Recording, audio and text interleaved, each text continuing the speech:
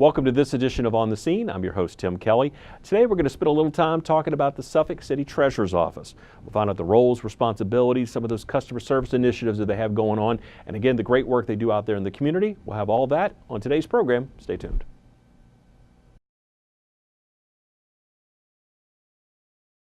Welcome back to On the Scene, joined now by two very special guests, both hailing from the Treasurer's Office here with the City of Suffolk. And this gentleman, everyone pretty much knows here in the City of Suffolk, Ron Williams, Treasurer, and Andrew Owen, who's a Deputy Treasurer, also with the Treasurer's Office, again with the City of Suffolk. Gentlemen, thanks for being with us today. Thanks for having us. Well, we're going to get right into the Treasurer's Office and find out everything that goes on there so that people know a little bit more about the Treasurer's Office and some of the ins and outs as far as maybe things they don't know that your office provides and your staff provides. But before we do that, the two of you are here, so let's talk about you for just a second. Ron, we'll start with you. Tell us a little bit about yourself and sort of what, I don't want to say qualifications, but what your background is to bring you to where we are today talking about the Treasurer's Office. Okay, yeah.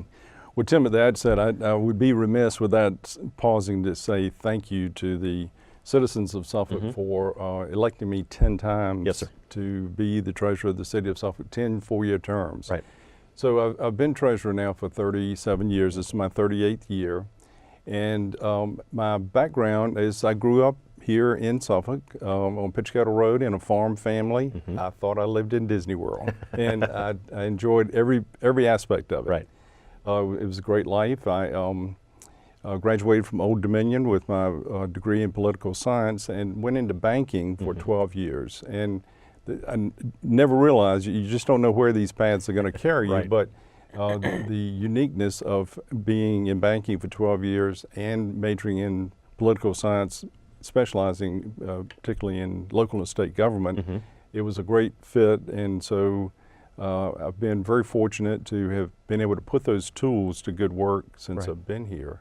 So yeah, that's kind of the, when I was in banking, I did some graduate work in banking at the University of Virginia and also the University of Connecticut, and so it's been a great ride, and I'm still enjoying it, and still have a lot of things that I'm looking forward to doing and in the office. So we've tried to take advantage of technology to the highest degree possible in order to give the best possible customer service. So, and we'll talk a little bit more about customer service as we go through. But, you might want to hear from this young man over here. Sure. Thanks, Tim, for having us. Like Ron, I'm also a lifelong Suffolk resident. Graduated from Lakeland High School and Christopher Newport University for undergrad. And my last semester of undergrad, I wanted to take an internship, and somebody suggested, well, maybe you could reach out to Ron Williams in the Treasurer's Office. So I did, and I came in as an intern thinking it would last one semester. Right.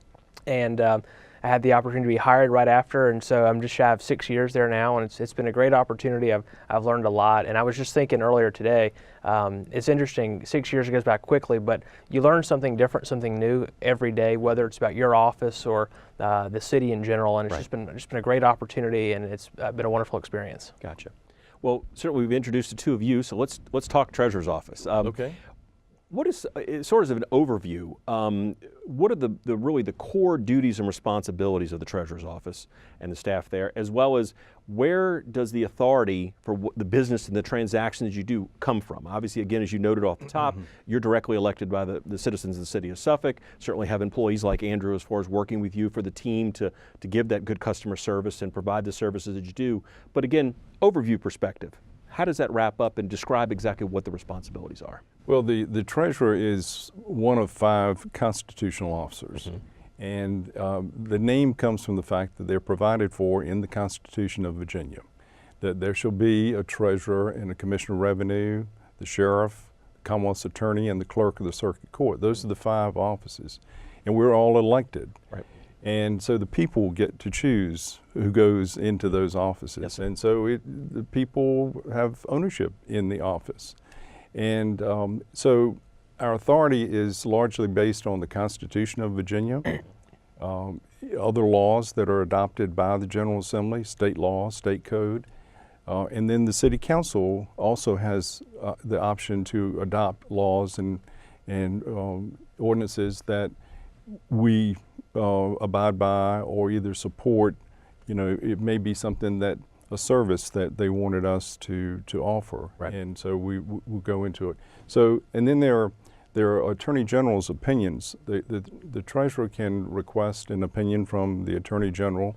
It doesn't carry the force of law, Okay. but it carries a great deal of influence. So some people say it's just another lawyer's opinion, but it carries more weight than that. And so so that's pretty much the basis for what we do. Yes, we sir. operate within those parameters, and that's it gives us the responsibilities and the powers to carry out those responsibilities. Correct. Now, as far as you talk about, well, certainly customer service, and I want to get more into that in just a bit, but your employee base and the fact, the men and the women that you have working for you that really work out of two different offices. It's not just here at Suffolk City Hall, but also you have the North Suffolk Library where you have a satellite location there as well.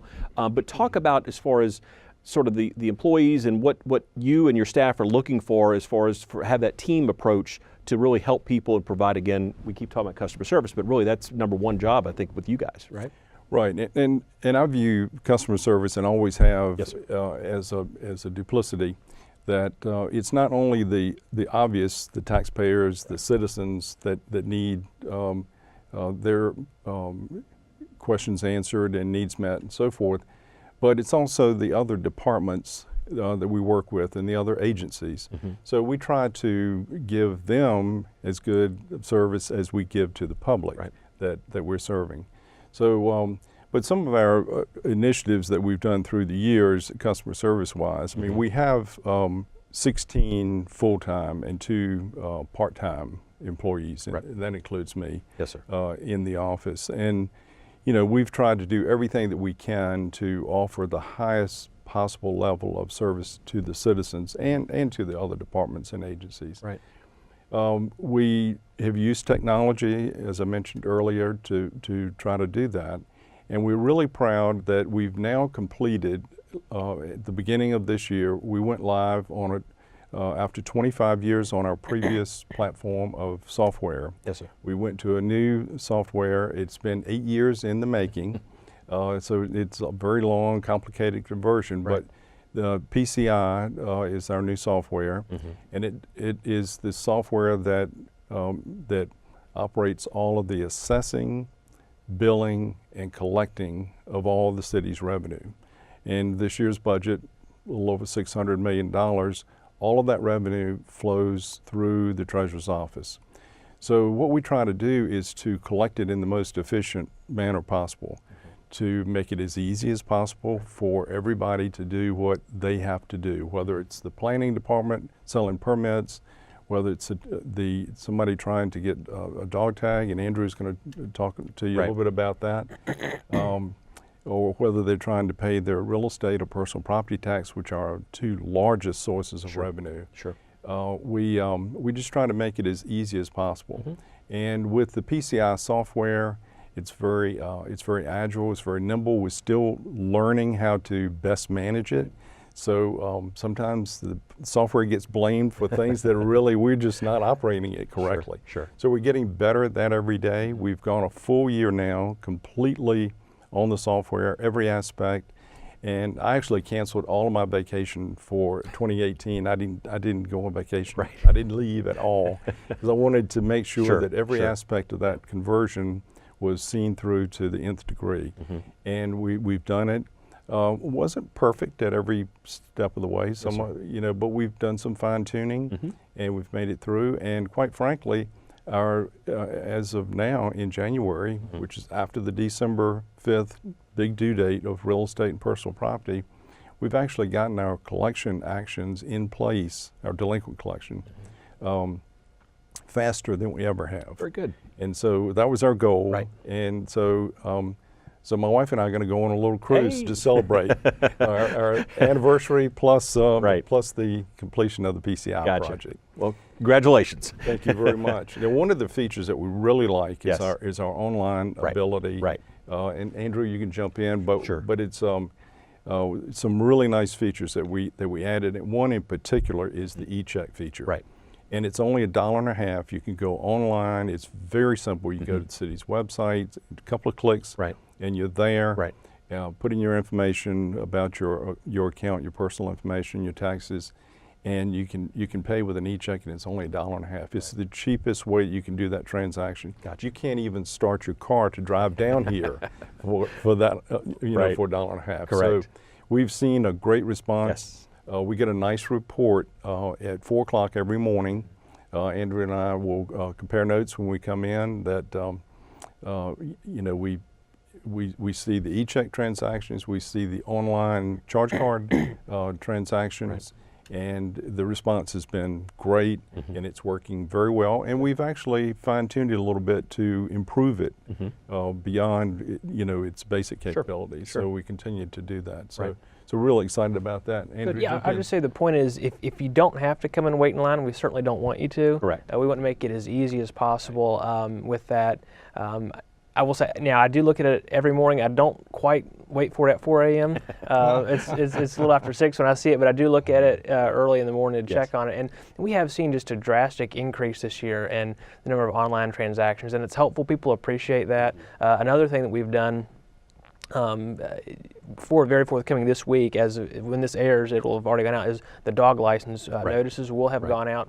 We're proud to have actually partnered with a company to do that for us this year. And that's going to allow pet owners to go online and for the first time ever be able to do that all online, whether it's a first-time dog license or renewal. Now, kennel owners will still have to come to City Hall to renew or get a kennel. Sure. But if they want to do the dog license online, that's a brand new feature. Only a handful of localities in the state offer that. Right. But we found that we were spending a lot of time on that, on dog licenses, and it was taking away from helping other aspects. And so anything we can do to streamline that process, we do. I was thinking the other day, I did the math, and our full-time staff has an average of about 14 years of experience in the office, which is pretty good. Right. A vast majority of whom are Suffolk residents who live in the community, and many have come to us from either other localities, treasurers, commissioners' offices, or other departments in the city. They've got IT, accounting, bookkeeping experience. So it's really helpful when you've got folks who are members of the community, serving the community. And while we've got, on the one hand, a lot of their seasoned staff, a lot of seniority, we're also on the cutting edge of what we can offer to our citizens, and we try to strike that good balance. Got it. Now, both of you mentioned as far as the online services, and one thing I know with the upgrade you talked about with PCI, there's a lot of information that people can obtain about or find online. Of course, we're all talking about public records, of course, and the security of that, of course. But the fact, particularly the real estate. Correct. Yeah. But talk about what people can access online informationally, and just even maybe some of the service. You talked about the payments with the dog license, which is a nice feature to be adding and promoting as far as here. Certainly, again, trying to save people that drive if they don't want to do it. Certainly, I know you'll be willing to help them face to face if they want to come in, but just about the online portal and what information is actually there. Before we leave the dog tag, let me just say a couple of things about that. Andrew took the point position on that project. Correct. It's really been, I think, is going to accomplish the goals that it was intended to accomplish with that set of laws. For some reason, the General Assembly always pulls the treasurers into anything legislatively that deals with dogs. Right. And it becomes very cumbersome. Sure. And it's not very cost effective relative to everything else we have to do. When we have $620-some million of revenue that we need to collect and manage and invest and so forth, it becomes very cumbersome, as Andrew said. But what I think this new program is going to do is going to increase sales, which will increase the public health and safety, because at the end of the day, that's what it's all about. Correct. To make sure that the dogs are vaccinated against rabies, and to make sure that they're not vicious, that they're licensed, and it makes the job of animal control much easier. So we partnered with them on this, the police department and the animal control division, all the way through, and they were very supportive of this. So it's going to be, we're excited to look forward to it. It's going to be convenient. Yeah. Of course, the one variance that people will notice is they will not be mailing the envelope to me as the treasurer with my name and address here in Suffolk. It's going to Pet Data. Got it. And so it'll have a different address, and they're located in Texas. So, but they're renowned nationwide as an expert company to do this work. Good. And it's very similar to the false alarm program. Mention that, right? It's Yes. almost a parallel Right. to it. Right. Where, if there's somebody that's a specialist out there that you can use and it's cost effective, because in today's dollars, the dog tag has been priced at $5 Right. for about 50 years. And in today's dollars, Right. it would have to be sold for $75 Right. to be equivalent to its original pricing. Sure, sure. And that's just, you would have no compliance. Correct. Right. Right. Now, Yeah. you might want to talk about the one feature that we did add this year that's a nice feature with the lifetime. Yeah, we do. So before I get into some of the e-services, one last bit on dog licenses. We now sell lifetime licenses. Oh, okay. City Council passed an ordinance in their budget. So for $50, a dog owner can buy a lifetime dog license. They come to us one time, they spend $50, and that's good for the life of the dog. All they have to do is, as the rabies vaccination expires, it's on them to get that updated and to send us that information. So it's a one-time $50 fee, and that's good for the life of the dog. Got it. You had talked a little about some of the other things we offer online. Yeah. Our new software is great in that we can make copies of bills, and we can also easily print out the whole payment history. So folks will call us and they'll say, hey, I've got this real estate account number. Can I get a copy of the bill? And I'll say, yes. I can mail it to you or email it to you, but you can also pull it up yourself. And they're very quick to do that. Sure. They can look at the payment history. They can print a copy of their receipt. Correct. If they need to take a receipt to their CPA, right now folks are going to be having their taxes done soon. They need that.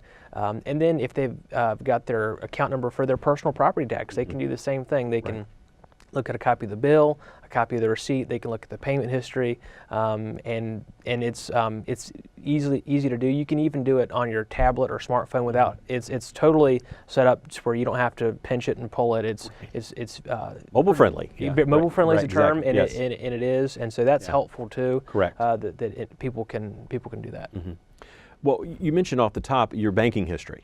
And I've heard you speak before at Leadership Academy and some other events, and you talk. I mean, you are the banker for the city of Suffolk, and I think people don't realize that sometimes. You're not just collecting the money, but as far as investing it and managing those kind of things, as well as I'm sure there's a number of other little things that and I want to talk about as well that are part of what the Treasurer's Office does. But that relationship and also partnering. You mentioned your partnership with the police department to get the dog license fee kind of allocated, but the fact that your office really, again, is one of those ones that's unique in the sense that it touches so many different areas of the city in so many different ways. And again, ultimately, yes, it's collecting the money, but also being smart and financially responsible for it as well, correct? So my philosophy from day one was to try to build a relationship with other departments and agencies, and how can we support them better. And the treasurer is also the treasurer for the schools. Correct. So we manage all the schools' funds as well, sign all those checks, and that's that's about an $18 to $20 million banking relationship every day. Yes, sir. I mean, so that's not the school budget's more than that, but in terms of cash that's maintained all the time, so it's a very significant relationship. But I'll have to go back to the customer service thing real quick and ask Andrew, so what's the best decision that I've told you that I have made, hands down, no question about it? Right. And that's the elimination of the decal that we used to sell. Right. And the lines. Oh yeah. What lines? That was before my time, but I've heard many stories about what that used to be, and so eliminating that was helpful. Sure. To Ron's point about being the city's banker, if I could just talk about it for a second, I don't think a day goes by that we don't talk about the city's finances, different investments that we have, CDs and money market accounts. 2 minutes before we walked into the studio today, I was checking on that, and I was also having a quick email conversation with the school system about some services they're having. It really, to his point about us working with the other departments, we really do have to work hand in glove with all the other city departments, with the Suffolk Public School System, and then with our banks in the Suffolk community that house our dollars. Right.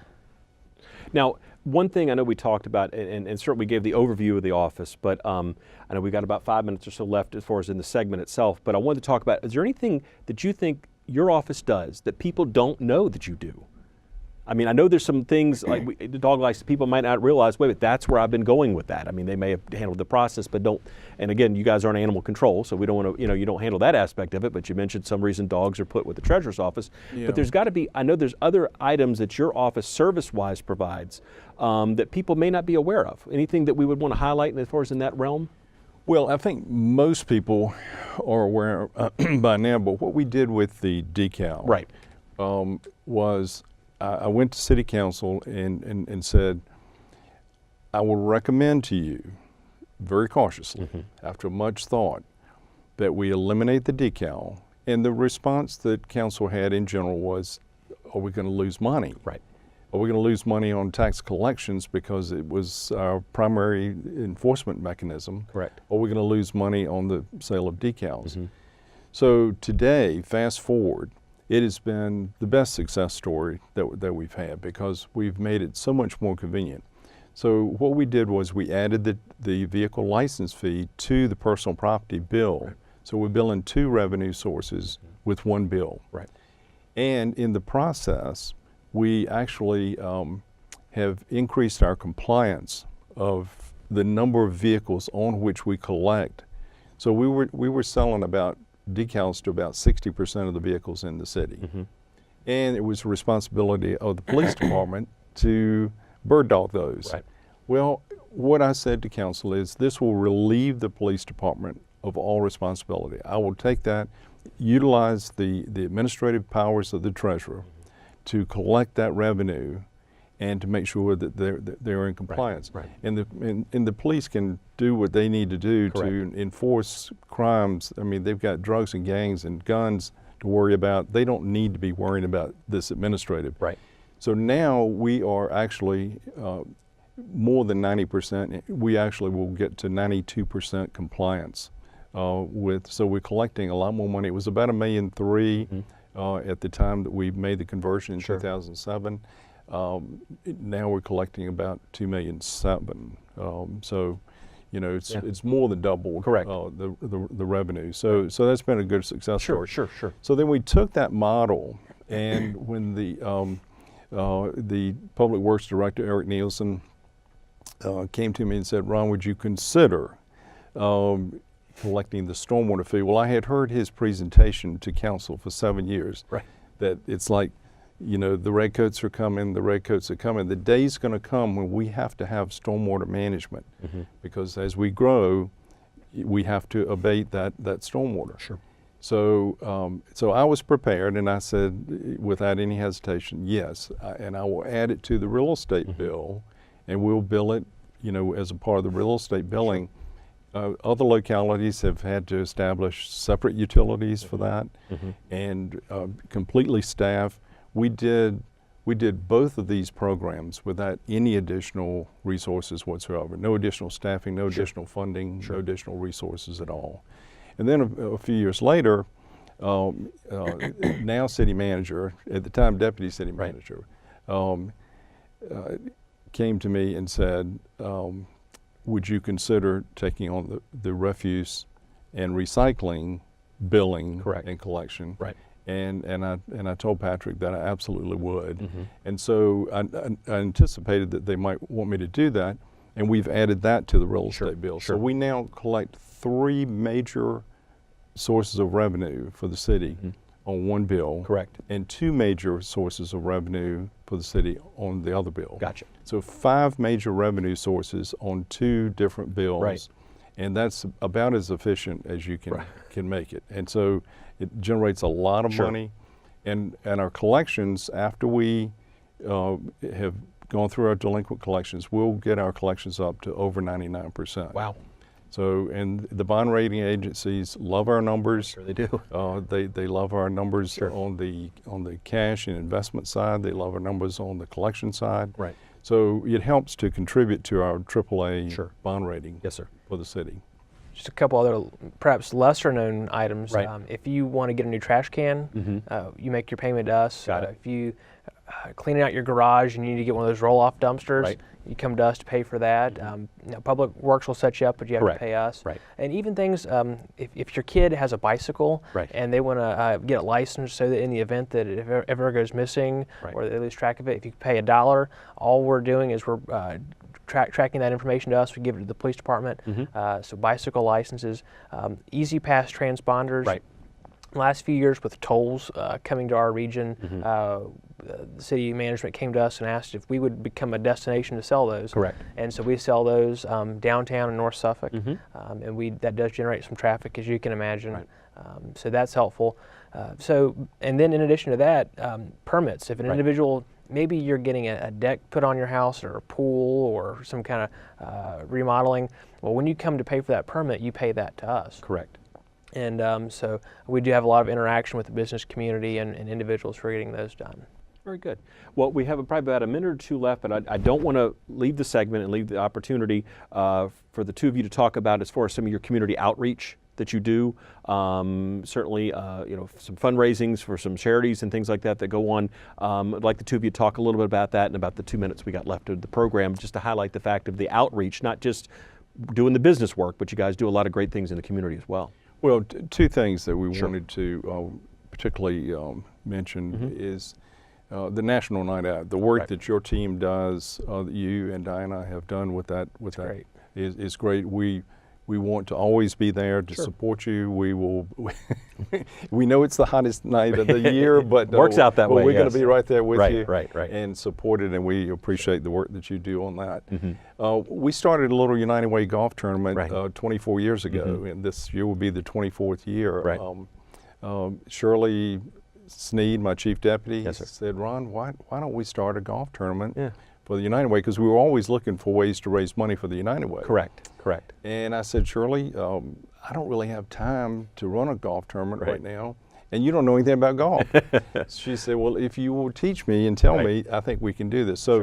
So we decided to start it, and 24 years later, we will average $20,000 to $25,000 a year that we raise. Impressive.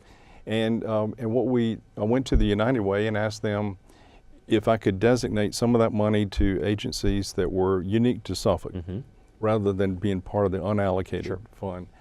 And they said, "Sure, Ron, it's your event. You can designate it." So we actually designate to 14 agencies that serve the city of Suffolk in a unique way. Right. And a couple of those, the Boys and Girls Club, the Sickle Cell Association, that both of those agencies actually we lost as far as their presence in Suffolk. Right. And so in order to help them fund their operations and reopen their offices in Suffolk, we got them back. Right. So there are other agencies, the Boy Scouts and Meals on Wheels, Free Clinic. Right. Yeah, the Western Tidewater Free Clinic, we support them. Great That's resource. been a great success. And so all of these agencies give unique services to the city of Suffolk, and we're happy to be able to support them, and we will continue to do that. Very good. Well, again, I appreciate you two of you spending some time with us today to talk Thanks about the for having Treasurer's Office. It's a unique office in the sense of really the different things that you're involved in. And like I said, it's really a citywide viewpoint when you look at those kind of things. But I appreciate that. And then again, the wealth of experience that the two of you bring to the table as far as to make the office run, and the rest of your staff that are doing the work both at City Hall as well as the North Suffolk office location. And again, that was a big plus to offer convenience for people that needed to do in-person transactions to have that when that opened a few years ago. But again, thank you for your time today talking about the Treasurer's Office. And that would do it for this edition of On the Scene. I'm your host, Tim Kelly. We'll see you next time.